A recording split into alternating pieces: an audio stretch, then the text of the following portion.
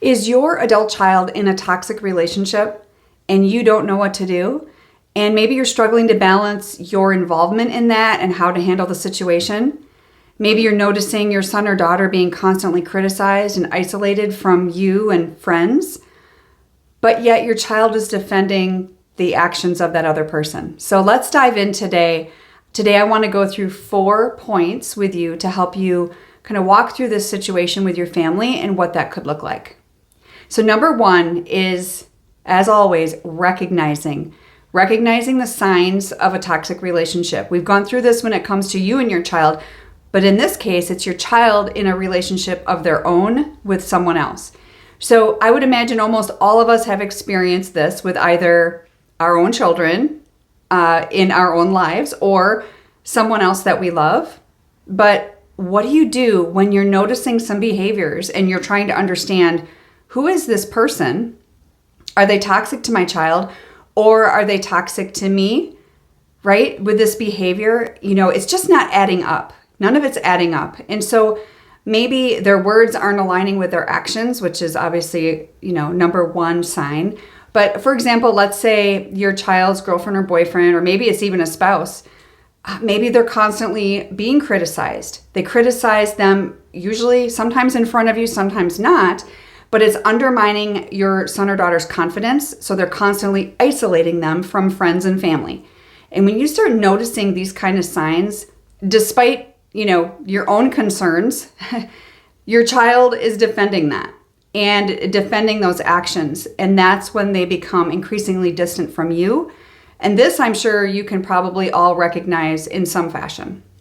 So number 2, okay, so now that we have recognized, right, we've recognized the signs, the next point is expressing concern and offering support. What does that look like? It is really important that we approach this with sensitivity, empathy, and truly just much care. Your child, your son or daughter is likely going to be defensive or even reluctant to accept any help from you because they probably don't see a problem. Or if they do, they don't want to admit it. So how are you to express your concerns in a non-judgmental way, which is going to be crucial? Maybe that looks like when you're alone with them, you could say something like, I've noticed some, concerning behaviors in your relationship and I'm worried about your safety. I'm here to support you in any way that you need, whether it's listening without judgment or helping you explore options. Maybe they're feeling stuck.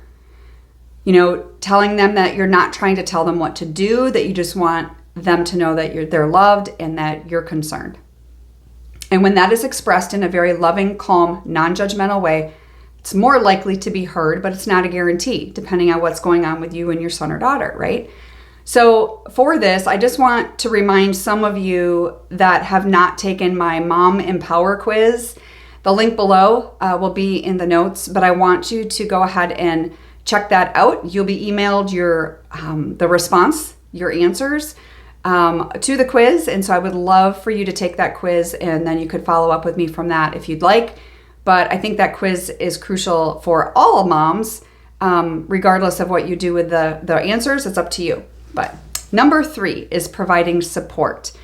I know you want to provide support and your adult child, you want them to want that support. But in my opinion, this is a time for you to really practice more of like that active listening and that empathy and validating their feelings, because this is the only aspect of the equation that they're going to hear.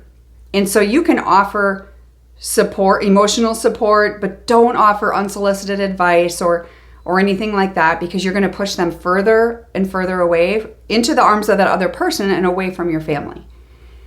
And number 4 is setting boundaries. We talk about boundaries almost in every video because they're so crucial.